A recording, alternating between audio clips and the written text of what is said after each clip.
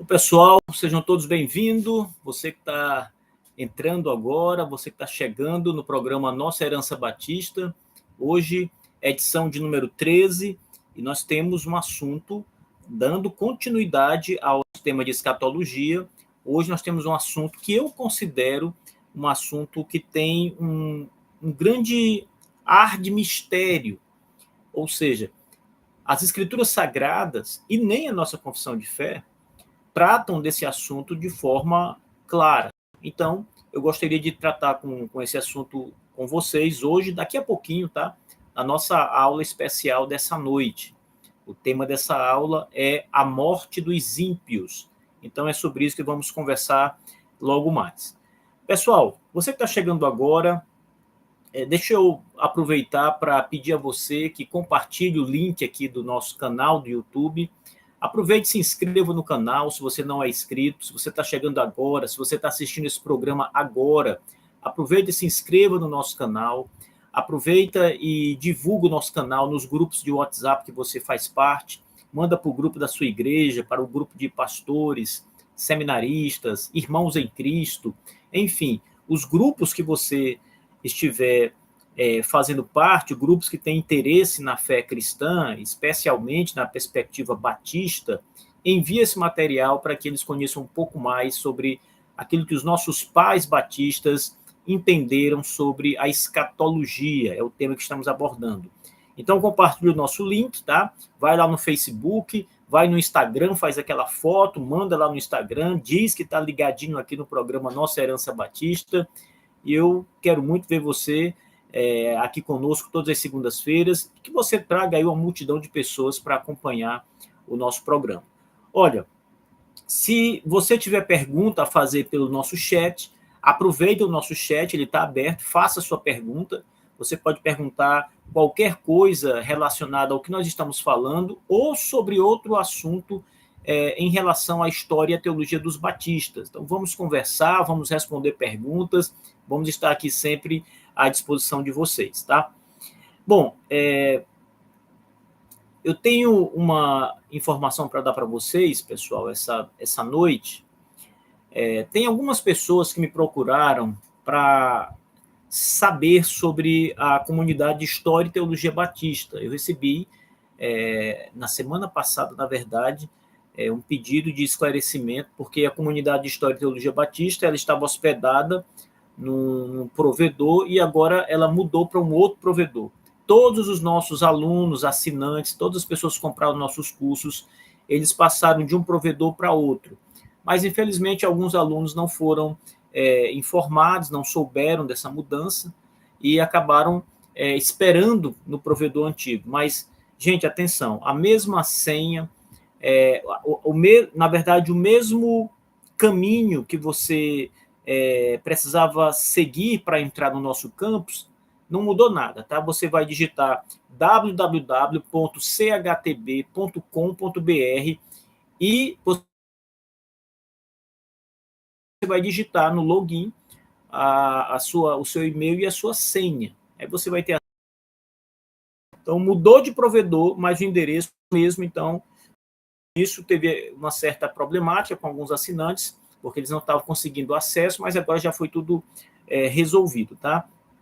Bem, se você deseja assinar o CHTB e deseja ter acesso a todo o nosso conjunto de cursos, de aulas, de informações, a todas as indicações de livros que fazemos por aqui no CHTB, você tem a chance de fazer isso se tornando aluno do CHTB, se tornando um assinante do CHTB. Mais uma vez, você precisa acessar o nosso site, www.chtb.com.br. No site, você vai buscar a opção para se inscrever, para comprar um curso, para se tornar assinante. Você tem várias opções. Você pode assinar o CHTB mensalmente, então você vai fazer o pagamento todos os meses, ou você pode adquirir o CHTB anual, que vai ser um preço bem melhor e você vai ter acesso ao nosso conteúdo completo. Pessoal, um grande trabalho, uma grande quantidade de material e tem mais uma novidade. Agora, em 2025, nós já temos vários cursos prontos, tá? prontinhos que vão subir ali para a nossa plataforma no CHTB. Então, você não perde por esperar, vai ser muita coisa boa que vai estar chegando por aí e não vai demorar, vai ser logo nesses dias agora. Então, quem já vai assinar o CHTB já vai receber esse material novo que vai estar chegando aí. Tá? Quem for assinar o CHTB vai receber esse material novo. Quem já é assinante, obviamente, recebe também o material novo. E, dentre eles, nós temos a exposição completa de todos os artigos da Confissão de Fé Batista de 1644. 52 artigos comentados. Tá? São várias aulas. Então, pessoal, para se tornar assinante, para ter acesso a todo esse conjunto de informações, de pesquisas, você vai entrar no nosso site e vai escolher a opção de assinar, de comprar curso. Você vai ter lá uma série de opções para obter o nosso material. Então, vai ser muito bom estar com vocês lá. Eu trouxe um livro para mostrar para vocês hoje, pessoal. Deixa eu apresentar para vocês aqui um material que tem muito a ver com o que nós estamos tratando nas nossas aulas de escatologia batista. É o livro Imortalidade. Deixa eu apresentar para vocês esse livro, que é da Edições Vida Nova. O livro tem 2 editores, o Dr. Russell Shedd e Alan Pierre. O Alan Pierre. Esses 2 livros, pessoal, eles, na verdade, são uma coletânea de artigos sobre o que a Bíblia ensina sobre a imortalidade, tá? Então, é um livro que merece a atenção daqueles que estudam essa temática aqui. Ele tem artigos escritos por Leon Morris, R.V.G. Tasker, J. Packer, Vernon Grounds, Jacques Ellul, Donald Guthrie e Oswald Smith. Olha, deixa eu mostrar para vocês aqui alguns dos artigos que vocês vão encontrar aqui, tá? O Leon Morris vai falar sobre a doutrina do julgamento final na Bíblia. O Tasker vai falar sobre a ira de Deus. Packer vai falar nem todos os homens serão salvos. O Packer escreve um outro estudo, a morte.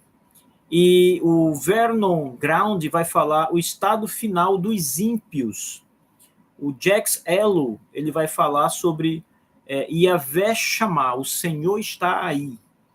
Donald Guthrie, a vida após a morte. E o Alan Pierre vai falar sobre pensando no céu. E o Oswald Smith vai falar sobre os testemunhos no leito de morte. Olha, eu não sei quantos de vocês já leram esse livro da Edições Vida Nova. Não é um livro novo, tá, pessoal? É um livro que já foi publicado aí há um tempo atrás. Deixa eu ver qual é essa edição aqui.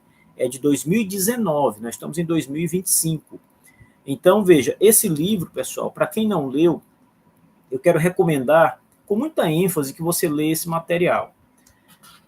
Especialmente esse último capítulo, que é uma coletânea de compilações que o Oswald Smith coletou, né? O capítulo foi intitulado como Testemunhos no Leito de Morte. E aqui ele vai mostrar testemunhos tanto de crentes em Cristo Jesus, quais foram suas últimas palavras no leito de morte, seus últimos momentos, quanto testemunhos de pessoas descrentes. Eu sei que vocês já viram, provavelmente já devem ter visto alguns folhetos que falam sobre isso, né? Mas veja, aquilo ali é algo bem, bem resumido em comparação com um capítulo inteiro de um livro. Então, apesar de não ser também um capítulo muito grande, são poucas páginas aqui nesse capítulo, mas veja, ele tem muito conteúdo e ele vai trazer o testemunho de vários homens aqui, inclusive de figuras bastante conhecidas como Voltaire, como a rainha da Inglaterra, Elizabeth. Muita gente, pessoal. Olha, isso aqui é realmente muito impactante. E todos os testemunhos que são apresentados aqui no final dessa obra foram coletados por pessoas que presenciaram a morte destas pessoas listadas. Escreveram em suas agendas, falaram sobre elas e acabaram deixando para o mundo esse testemunho de como foi a morte destas pessoas aqui. Então, é algo fantástico, pessoal, impactante, isso vai mexer muito profundamente com a sua alma. Agora, os artigos, né, anteriores a esse aqui é o último artigo, os artigos anteriores a esse são artigos realmente teológicos, aonde toda a ideia da imortalidade ela é apresentada a partir de uma ótica distinta, né? Como vocês viram, eu apresentei para vocês agora há pouco a lista com o sumário, com os artigos que são aqui apresentados, e valia a pena ler esse material. Esse material que vai ajudar bastante a compreender essa temática da Escritura Sagrada, pessoal. Bom, eu vou falar essa noite com vocês ainda sobre o tema escatologia. Então, eu quero começar o nosso programa de hoje lembrando a vocês que nós estamos analisando o capítulo 31 da Confissão de Fé Batista de 1689, o capítulo 31. Essa noite vamos começar a avaliar o segundo parágrafo do capítulo 31. Tá? O capítulo 31 ele vai tratar sobre o estado do homem após a morte e a ressurreição dos mortos. Esse é o tema que o artigo 31 apresenta. Bem, eu preciso esclarecer para vocês, pessoal, algumas coisas antes de começar esse capítulo 31. Primeiro, eu não vou terminar o capítulo 31 essa noite. Eu vou começar a expor na verdade, não vou terminar o segundo parágrafo, né? Porque eu comecei a exposição do capítulo 31 lá na semana passada. Mas essa noite eu não vou conseguir terminar o segundo parágrafo. Ele é um parágrafo pequeno, curto.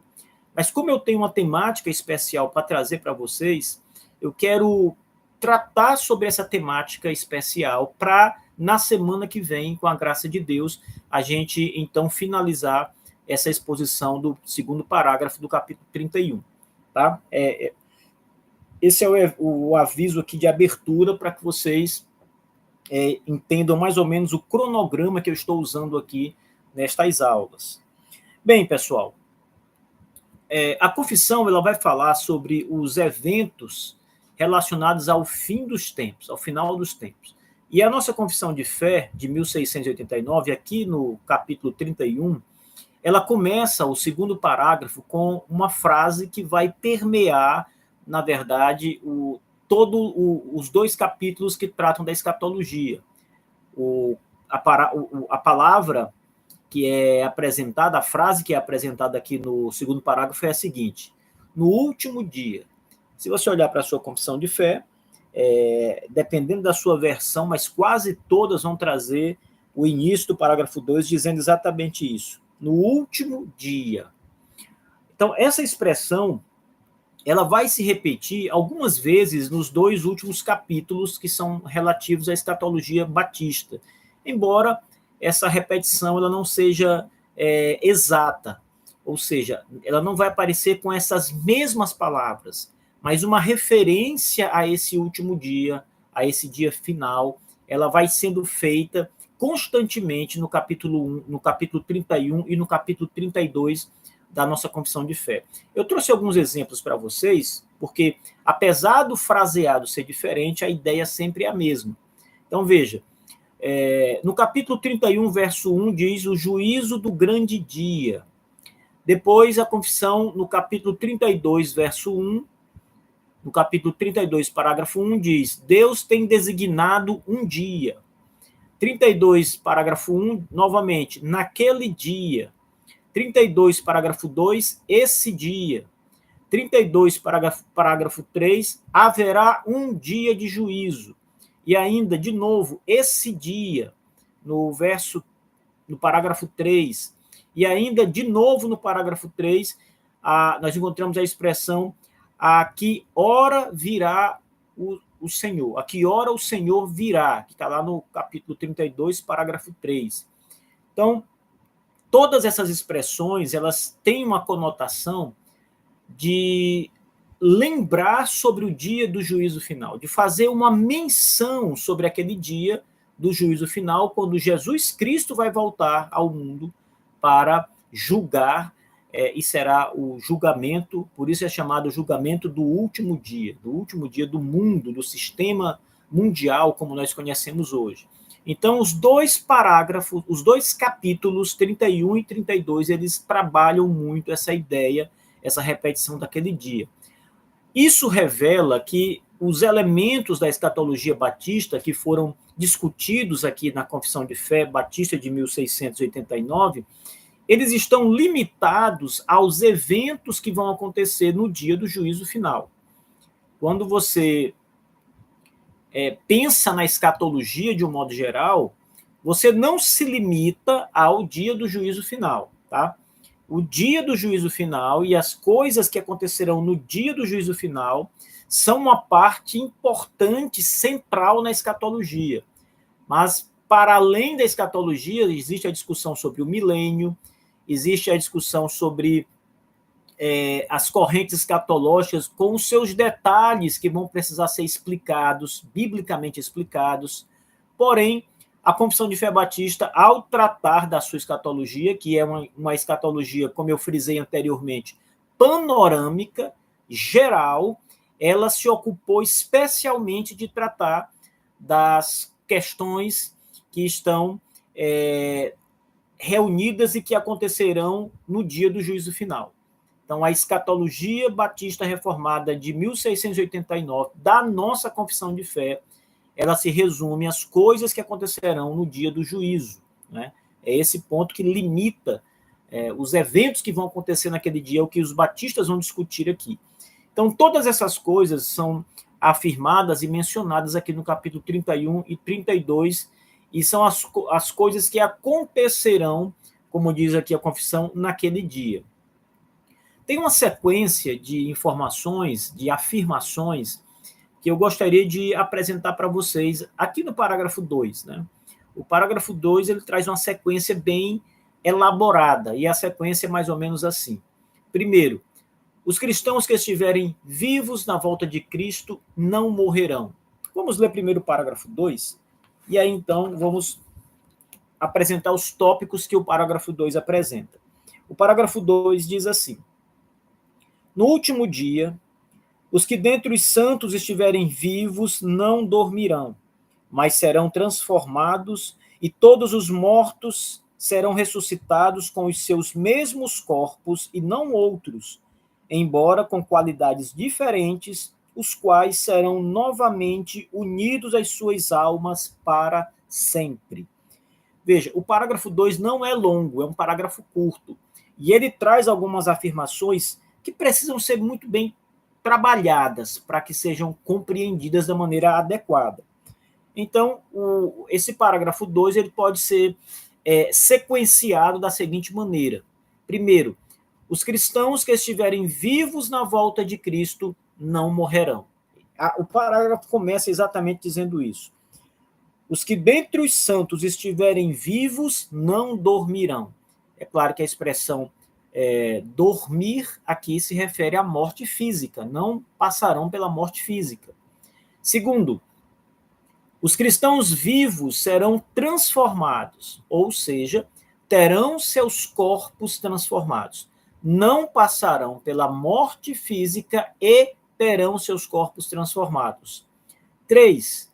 Todos os mortos, crentes e descrentes, serão ressuscitados em seus corpos, a confissão diz, e não em outros, mas nos seus próprios corpos. 4. Os corpos de crentes e de descrentes terão qualidades diferentes. Então, não serão os mesmos corpos, no sentido de terem ali as mesmas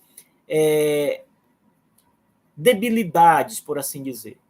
O corpo humano, ele é um corpo que tem uma duração, um limite. Então, o homem nasce, cresce, morre, acaba. Nesse sentido físico, a vida acaba. Porém, quando Cristo voltar, os corpos de crentes e descrentes não mais morrerão.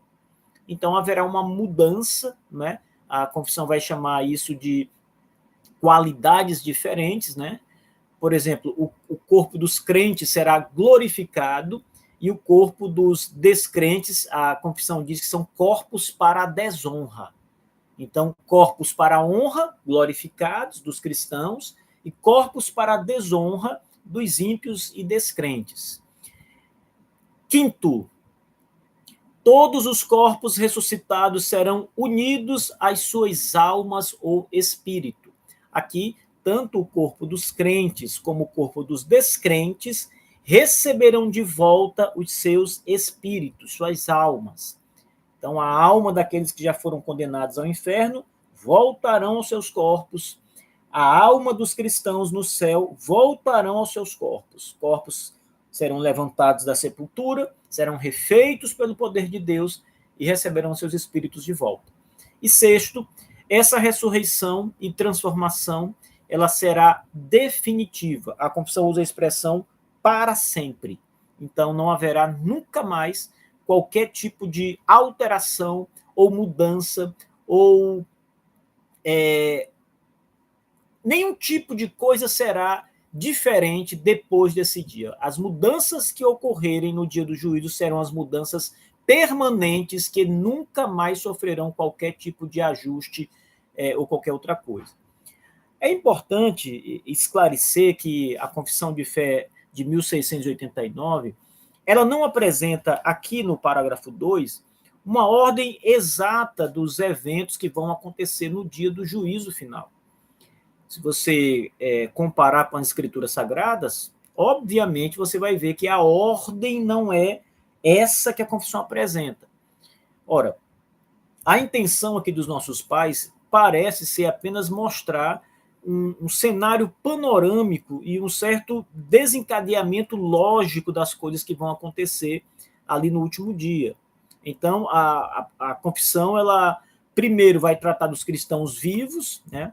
Os que estiverem vivos, diz a confissão, ela começa dizendo isso, não passarão pela morte, etc. Então, ela começa primeiro tratando com os cristãos que estiverem vivos na volta de Cristo, e depois a confissão vai falar daqueles cristãos que já morreram e que vão ressuscitar com a volta de Cristo, né?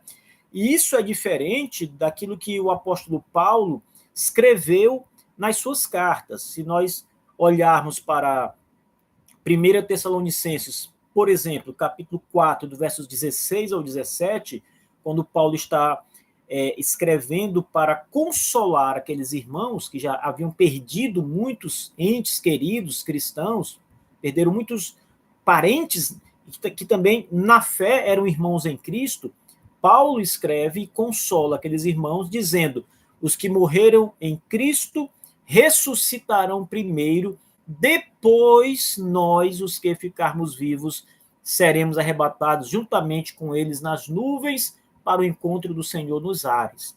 Então, na perspectiva de Paulo, primeiro, os que morreram vão ressuscitar, os cristãos. Depois, os vivos serão transformados. Então, isso é, obviamente, uma sequência diferente daquela que a nossa confissão mostra. Não há nenhum problema nisso, porque as informações da confissão não são, nenhuma delas, informações incorretas. Mas a ordem, ela depende do objetivo que os nossos pais tinham em mente quando escreveram o texto. Então, é aquilo que eles queriam apresentar, na ordem que eles entenderam ser a melhor apresentação, o que importa. Então, não há aqui uma necessidade de comparar como se fôssemos dizer, olha, os nossos pais erraram aqui, porque a ordem bíblica é outra, eles não estão interessados na ordem bíblica, esse é o ponto, eles estão interessados em mostrar tudo que vai acontecer, especialmente separando aquilo que vai acontecer com os cristãos e separando aquilo que vai acontecer com os descrentes. Então, a própria maneira de organizar o assunto e de apresentar o assunto, ela também é uma espécie de seleção que os nossos pais fizeram para que o assunto ficasse melhor compreendido. Então, vamos examinar aqui a sequência de eventos no próprio texto bíblico da confissão, só para a gente ter uma ideia dessa pequena diferença quando observamos com o texto confessional. Aqui no texto bíblico de 1 Tessalonicenses, que nós lemos, capítulo 4, do 16 ao 17, a sequência vai aparecer da seguinte forma. Paulo diz que, primeiro, os mortos em Cristo vão ressuscitar, é a primeira coisa que vai acontecer. Segundo, os crentes que estiverem vivos naquele momento serão transformados, seus corpos serão transformados. Depois, os crentes ressuscitados e os vivos serão arrebatados ao céu, ao encontro do Senhor nos ares, como diz o texto, e os crentes estarão eternamente com Cristo, diz a passagem aqui da nossa Escritura Sagrada.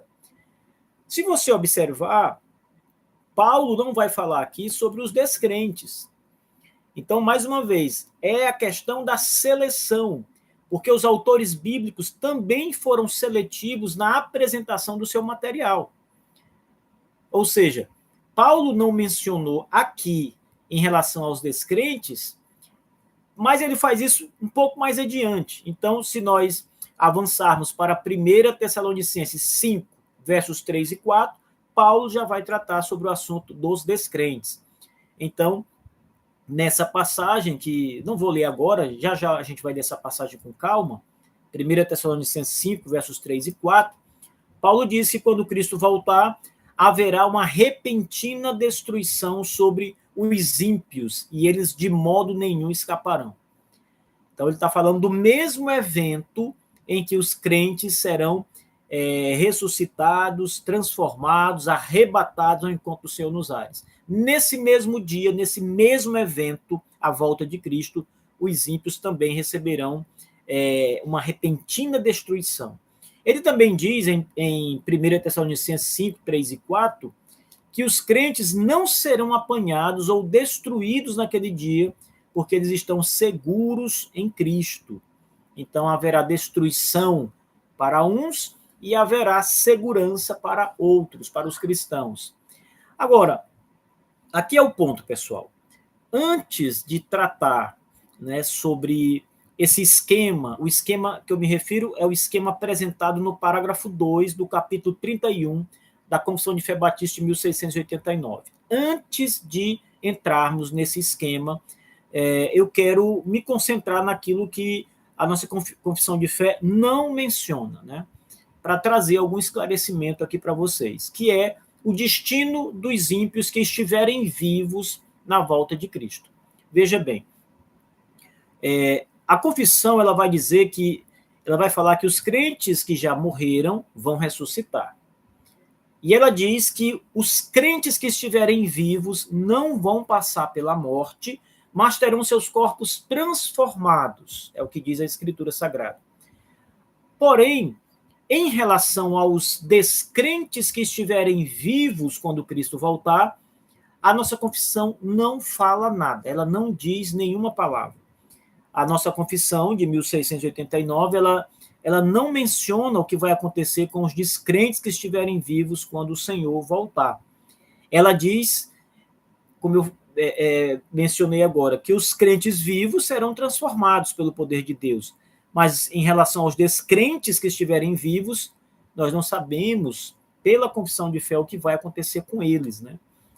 Se nós olharmos para a Escritura Sagrada, a Bíblia ela também não é muito clara em relação ao que vai acontecer com os descrentes que estiverem vivos quando Jesus voltar. Porém, tem algumas passagens na Escritura Sagrada, como essa que nós acabamos de ler, de 1 Tessalonicenses 5, 3 e 4, há outras passagens também, mas essa é a mais importante. Ela parece lançar alguma luz sobre essa pergunta, né? O que vai acontecer com os descrentes que estiverem vivos quando Cristo voltar? A pergunta é, eles vão morrer? Eles serão transformados? O que vai acontecer com esses descrentes que estiverem vivos na volta de Cristo? Tem algumas reflexões que nós precisamos fazer aqui. Porque, veja, é muito interessante nós pensarmos que os cristãos vivos serão transformados. Isso faz todo sentido. Eles vão ser livres da morte física, não passarão pela morte, assim como alguns personagens bíblicos não passaram pela morte.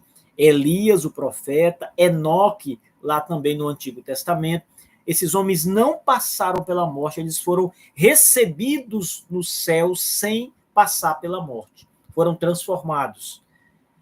Então, nós entendemos que os cristãos, como Paulo testemunha aqui, os que estiverem vivos, passarão por essa mesma transformação que esses personagens do Antigo Testamento passaram. Ok, mas a questão é, E os descrentes que estiverem vivos? O que vai acontecer com eles quando Cristo voltar? Ou seja, eles vão morrer para então serem ressuscitados e passar pelo julgamento final, ou eles vão direto para o julgamento e não vão morrer? Veja, a Escritura não é tão clara em relação a esse ponto em especial. Mas eu quero trazer algumas reflexões com vocês. Primeiro, pelo contraste que nós temos aqui, se os crentes vivos eles não provarão dessa morte na vinda de Cristo, né, eles não vão morrer quando Cristo voltar, e considerando que ser poupado da morte física e não somente uma demonstração da vitória de Cristo sobre a morte, mas é uma graça maravilhosa do nosso Senhor para todos os crentes que estiverem vivos naquele dia. Não passar pela morte. É uma graça de Cristo.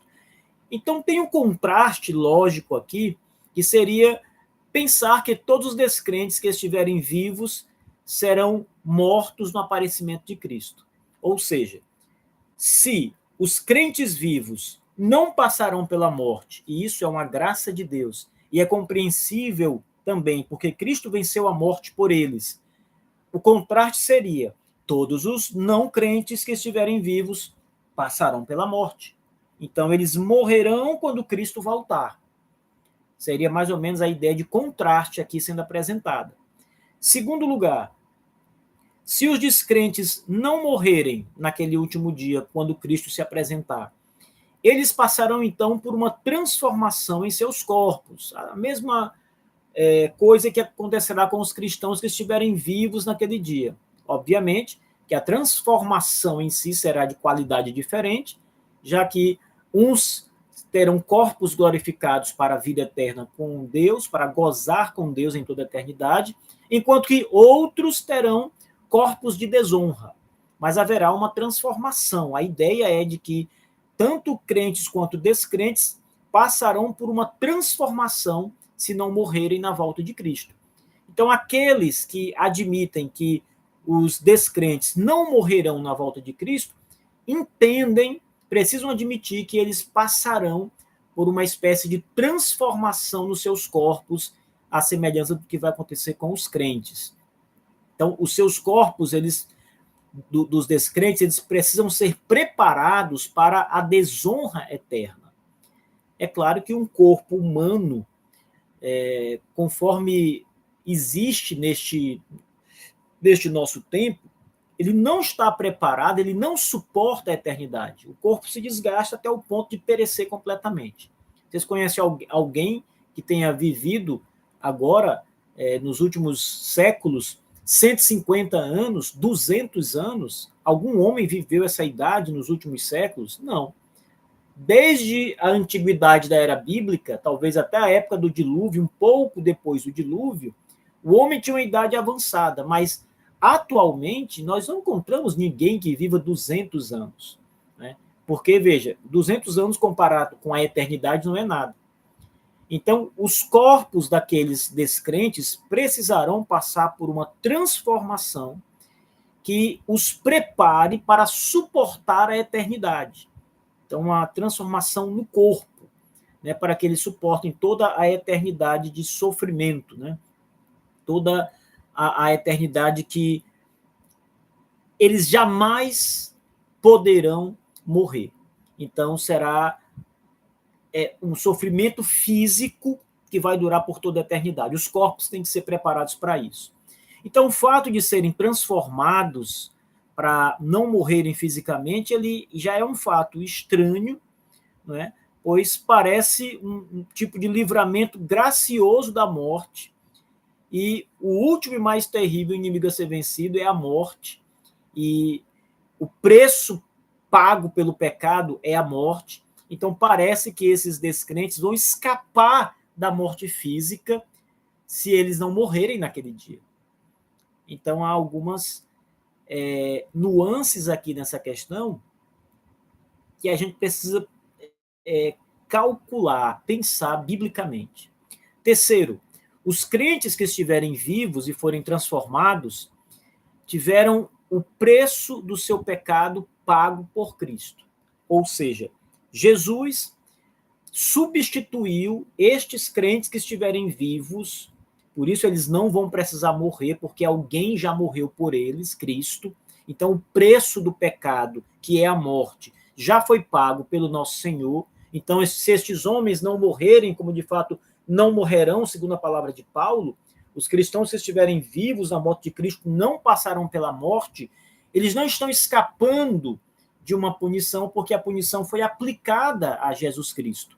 É diferente, claro, se nós pensarmos mais uma vez em relação aos descrentes. Os descrentes, eles precisam pagar o preço pelo pecado deles. Mas o preço pelo pecado não é só a condenação eterna, mas a própria morte física é parte do preço que tem que ser pago pelo pecado. Se nós considerarmos, por exemplo, o caso de Adão e Eva em Gênesis, o pecado, ele trouxe consigo, a desobediência de Adão, ela trouxe consigo a morte física. E o pecado entrou no mundo por um homem, e com o pecado, a morte.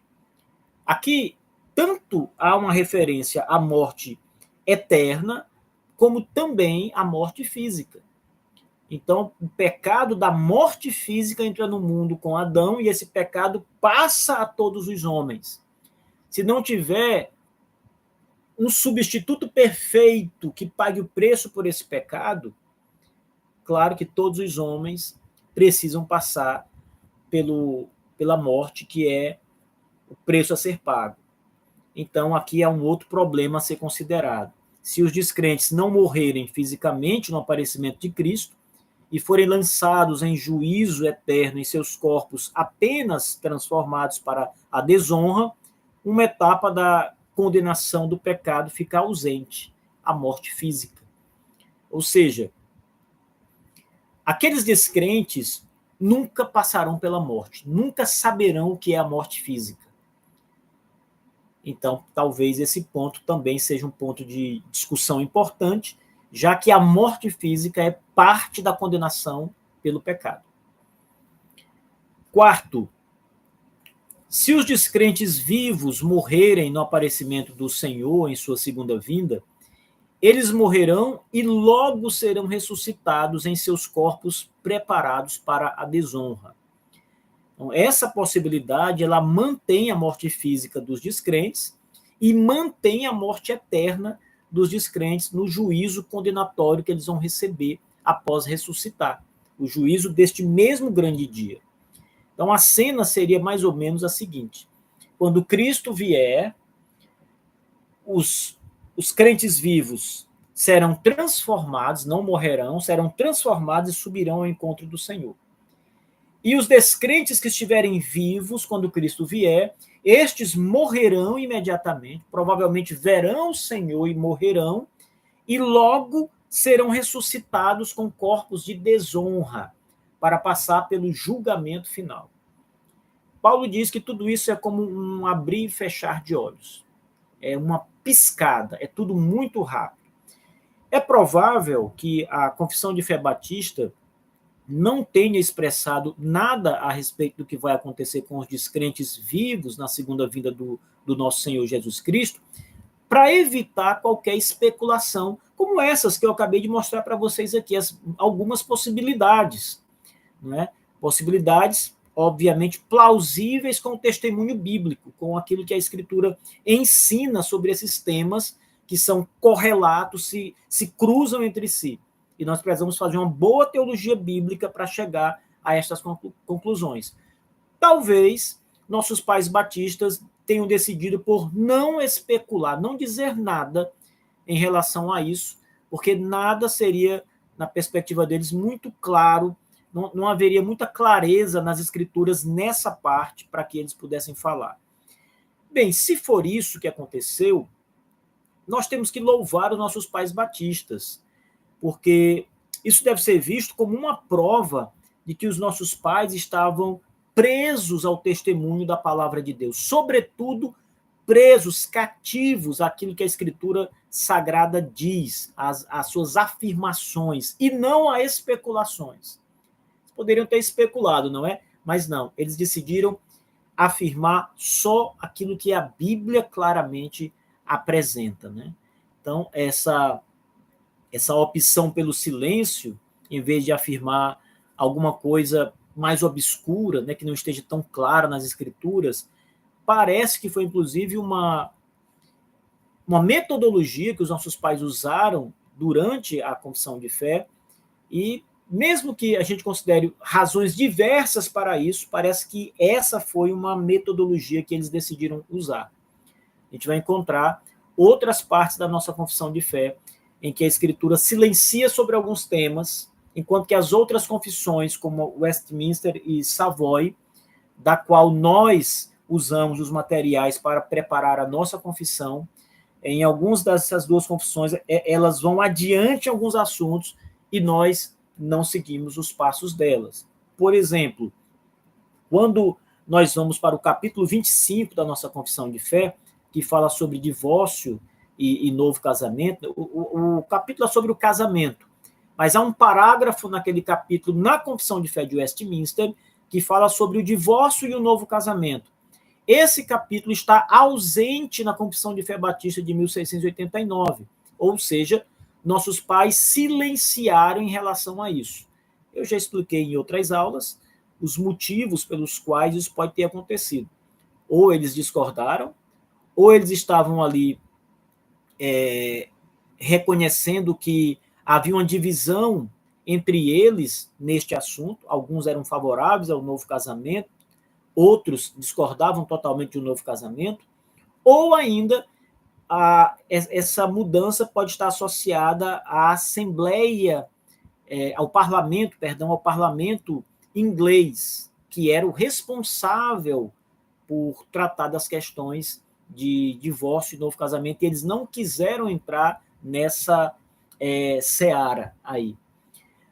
Outro ponto importante que nossos pais não foram com as demais confissões de fé, a predestinação daqueles que foram deixados de lado, né, para perecer em seus pecados.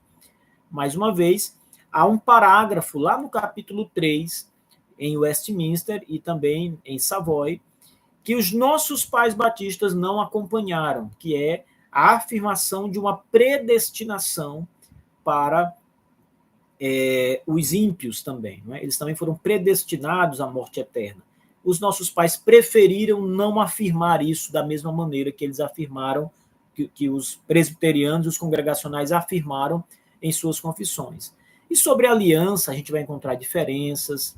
Então, há algumas partes que nossos pais ficam em silêncio. Eles não dizem nada. E uma delas é aqui em relação à morte dos ímpios, ou o que vai acontecer com os descrentes que estiverem vivos na vinda do nosso Senhor. O quadro bíblico para essa questão também é interessante, porque o destino dos não cristãos que estiverem vivos no dia do juízo é muito complexo na Escritura Sagrada e pode ser abordado, inclusive, de maneiras bem diferentes, dependendo de como se interpreta algumas das passagens da Bíblia que vão tratar aí desse tema, né? Vão passar por ele. Mas, nesse caso em particular, que estamos vendo aqui, o aspecto do contraste do texto bíblico deve ser levado sempre em consideração. Em relação à transformação dos corpos dos crentes sem que estes passem pela morte física, uma das passagens mais claras está em 1 Coríntios 15, do verso 51 ao 52. Veja, o texto diz assim: Eis aqui vos digo um mistério. Na verdade, nem todos dormiremos, mas todos seremos transformados, num momento, num abrir e fechar de olhos, antes da última trombeta, porque a trombeta soará e os mortos ressuscitarão incorruptíveis e nós seremos transformados, diz o apóstolo Paulo. Então, Paulo ele afirma aqui que os crentes que estiverem vivos não passarão pela morte física, mas serão transformados diretamente. E é o mesmo que ele fala lá aos Tessalonicenses, como nós vimos agora há pouco. Né? Mas e aos não cristãos? O que a Bíblia fala? Então, é esse ponto que eu quero tratar com vocês no final dessa aula, essa última parte, porque aqui talvez nós consigamos extrair alguma coisa interessante sobre isso. Então, a Bíblia, ela fala sobre o destino dos ímpios no dia do juízo, porém, a questão se esse juízo contempla também a morte física e instantânea dos crentes é uma questão de muita discussão. Alguns textos vão sugerir que os ímpios podem ser destruídos, ou isto é, mortos imediatamente quando Cristo voltar. Por exemplo, 1 Tessalonicenses 5, verso 3. O texto diz: pois quando disserem a paz e segurança, então lhes sobrevirá repentina destruição, como as dores de parto àquela que está grávida, de modo nenhum escaparão. Então, mesmo considerando que o foco nessa passagem que Paulo escreve aqui aos Tessalonicenses está no caráter inesperado, né, para os descrentes, caráter inesperado da segunda vinda de Cristo, Paulo fala aqui de uma repentina destruição. É como nós vimos aqui. Uma outra passagem seria 2 Tessalonicenses, capítulo 1, dos versos 7 ao 9. Aqui o texto diz assim: quando se manifestar o Senhor Jesus desde o céu com os anjos do seu poder, em chama de fogo, tomando vingança dos que não conhecem a Deus e dos que não obedecem ao evangelho do nosso Senhor Jesus Cristo, os quais, por castigo, padecerão eterna perdição ante a face do Senhor e a glória do seu poder. Aqui, Paulo ele fala de uma eterna destruição ou eterna perdição, mas não necessariamente de uma destruição imediata e nem física. Ele não dá detalhes aqui. Essa linguagem que Paulo usa nessa segunda carta aos Tessalonicenses, ela parece se encaixar melhor com a sentença do juízo final e não com a morte física dos descrentes. Ou seja, Paulo aqui não parece estar dizendo que os crentes morrerão fisicamente quando Cristo voltar, os descrentes morrerão fisicamente quando Cristo voltar, mas que eles morrerão eternamente no juízo final que será lançado sobre eles. Ok, parece ser isso que está sendo dito. Eu quero tratar com vocês o significado dessa palavra destruição, como é traduzido aqui em nossas Bíblias.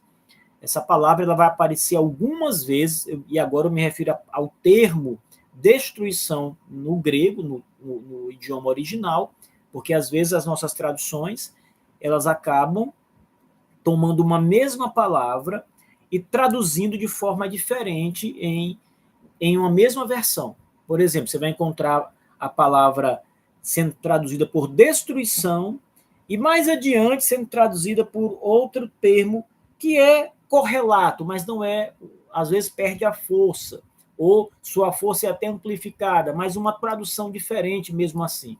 O termo grego que é usado aqui em 1 Tessalonicenses 5, verso 3, o termo que é traduzido por destruição, é a palavra oletros no grego.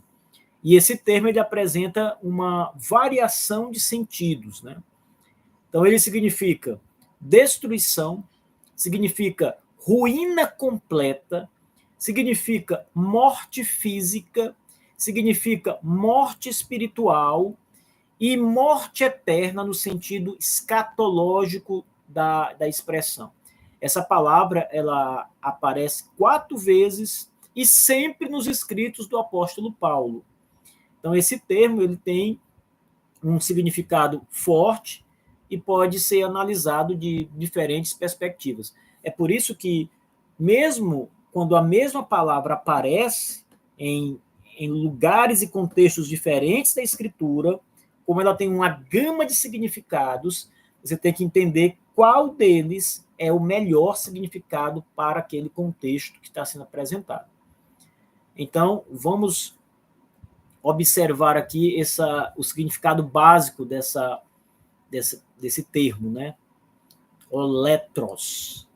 Significa destruição, ruína, aniquilação, perdição, morte física, morte espiritual, Aqui no contexto bíblico, ele pode indicar tanto a destruição física quanto uma forma de juízo divino mais severo, sem necessariamente significar aniquilação total da existência.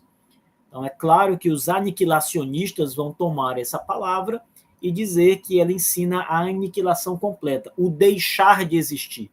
E é óbvio que não é esse o sentido em nenhuma das vezes que a Bíblia apresenta esse termo aqui no Novo Testamento.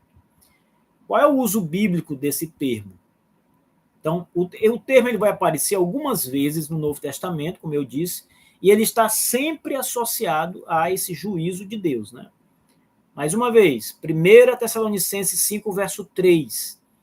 Quando disserem paz e segurança, então lhes sobrevirá repentina destruição. Oletros, aqui está o termo mais uma vez aparecendo, né? Então, oletros descreve uma destruição repentina, inevitável e que vai vir sobre os ímpios no dia do Senhor. E pode ser interpretado como a morte física dos ímpios naquele dia, quando o Senhor chegar, quando o Senhor se manifestar nos céus. Essa destruição, portanto, pode ser interpretada como a morte física dos descrentes que estiverem vivos naquele dia.